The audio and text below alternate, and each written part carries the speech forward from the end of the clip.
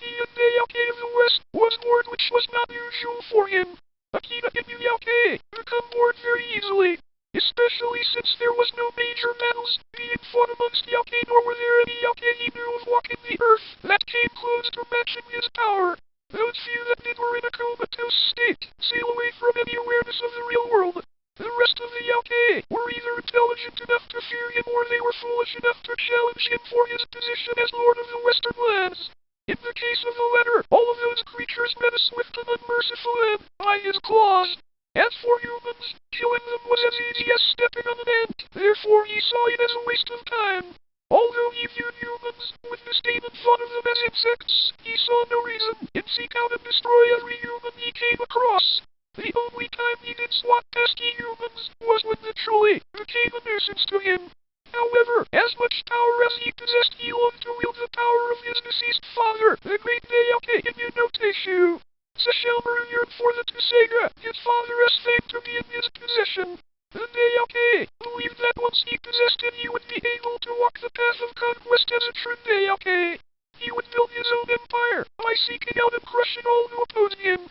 It was evening in feudal Japan, another day of unsuccessful searching for the powerful blade Tsusaga.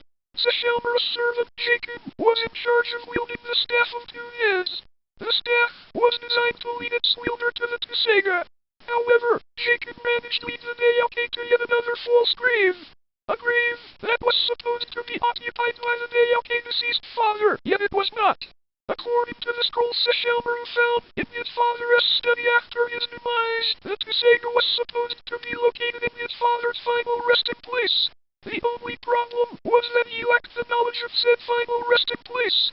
Hence, his almost 200-year search for his father's grave and the legendary blade, Tsusaga. After knocking Jaken unconscious with a boot-clad foot to the toad's face, he decided to amuse himself for a few hours. After all, his living punching bag would be knocked out for a while due to his wrath, so he had to find another way to satisfy his boredom. He kept Jaken around for other reasons, his loyalty for instance, but he would never admit that out loud. The world did not need to know that he actually held some value for the little annoying high-pitched voice having toad. After kicking the toad again into a nearby cave and blanketing the area with his aura to ward off any Yake looking for a light snack, he set off to find some entertainment. Most of the time Sesshomaru did not start confrontations with other creatures unless he deemed it necessary. Nevertheless, he took pleasure in finishing said confrontations, and since there was no one in his way today, he decided to find pleasure in the next best way sexually. Though he was not in need at the time, he still sought sexual gratification once in a blue moon. This way his boredom will be eradicated temporarily, and he would not have to worry about reproducing any heirs, which he did not want at the time. No heirs would be reproduced because Inuyake bodies will only reproduce if their bodies are in heat. All he has to do now is find a willing female Yake and the entertainment could begin. It did not take long for him to find one. Apparently the female Yake he found was looking for the same thing as she jumped out of a tree an arm's length away from him and smiled seductively. If her facial expression did not reveal her intentions, her scent of arousal did. Sesshomaru looked at her impassively as he absorbed the beauty of the Yake into his golden orbs. She had short raven black hair that cascaded down just past her pointed ears.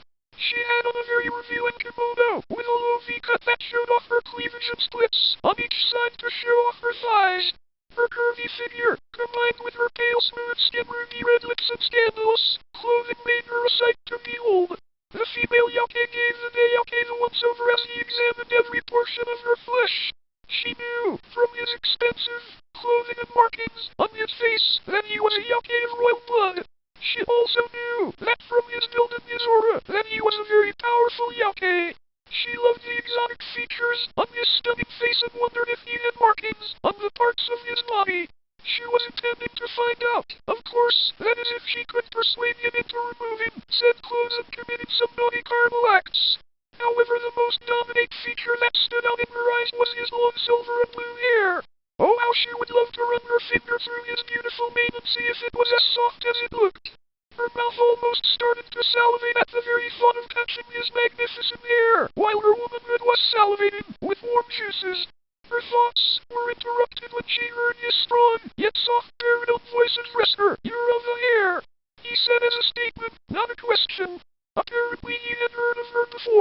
She bowed slightly and looked him straight in his golden orbs, with her brown ones as she said, "Yes, and you must be Lord Sesshalmaru. I have heard a lot about you, but I have never heard anyone speak of your beautiful manga and a superb sight you are," she said in a sultry, somewhat hoarse voice as she licked her lips. Growing more by the minute with a small talk, enjoying the way her tongue ran across her ruby red lips and being the blunt individual he is, he got right to the point.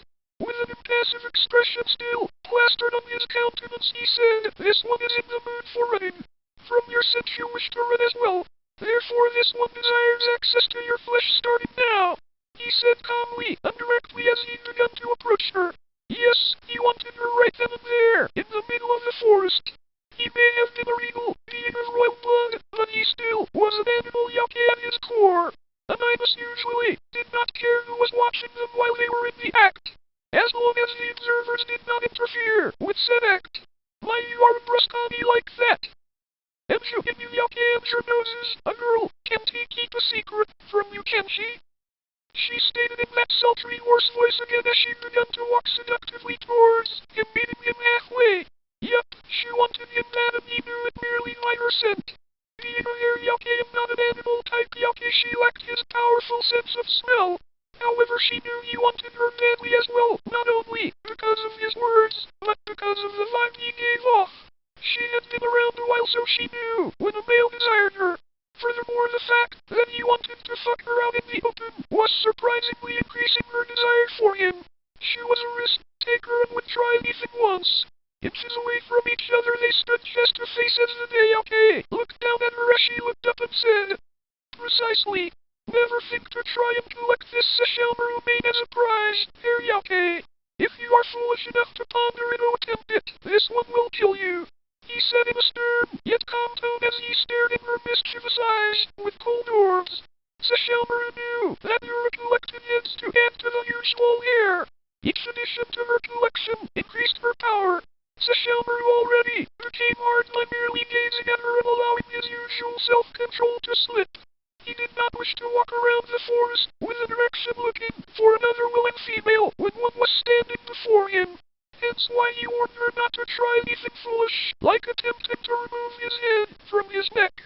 If she did try to harm him, he would kill her, but her death would come too swiftly and well would be warned again.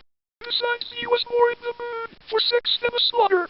Sesshalmaru was also pondering some interesting ways they could use that huge wall of hair of hers in their activities. Therefore it will be more entertaining to have a mind-blowing, toe-curled, growling, biting, and tongue-licking, moaning and shouting his name to everyone within hearing range sex than to go homicidal on the female. Yura looked at him with lust-filled eyes as she said, "Of course I would not attempt to do such a thing to you, Lord Sesshalmaru.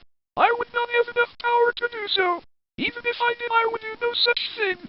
Separating such a gorgeous maid and lovely head from such a strong virile body would be beyond foolish. I want you whole and very much alive." Then she stood under the tips of her toes and whispered close to his pointed ear and finished her sentence. "So you can fuck me hard," she whispered as she smiled seductively again. Sesshalmaru gave a halfway smirk as he placed his right index finger under her chin and turned her head to face him. Then he spoke, in a voice that was deeper than usual as he said, "Then we have an understanding," was all Sesshalmaru said before he began to rip what little clothes she had on off her body